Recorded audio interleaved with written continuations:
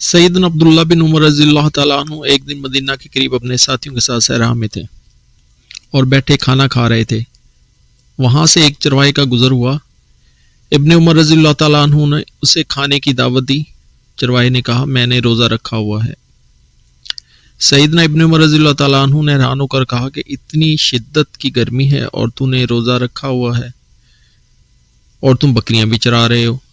پھر سیدنا ابن عمر رضی اللہ تعالیٰ عنہ نے اس کی دیانتداری اور تقوی کا امتحان لینا چاہا اور کہا کیا تم ان بکریوں میں سے ایک بکری ہمیں بیچ سکتے ہو؟ ہم تمہیں اس کی قیمت بھی دیں گے اور کچھ گوشت بھی دیں گے جس سے تم اپنا روزہ بھی افطار کر سکتے ہو۔ چرواہا بولا یہ میری بکریاں نہیں ہیں، یہ میرے مالک کی بکریاں ہیں۔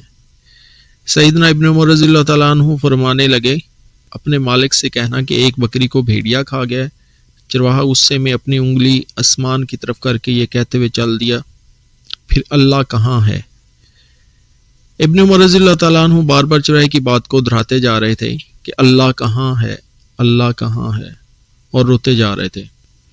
اور جب سیدنا عبداللہ بن عمر رضی اللہ تعالیٰ عنہ مدینہ چرواہے کے مالک کو ملے، اس سے بکریاں اور چرواہا خریدا اور اسے آزاد کر دیا اور بکریاں بھی اسے دے دیں اور اسے کہا کہ تمہارے ایک جملے نے تجھے آزاد کروا دیا۔ اللہ کہاں ہے؟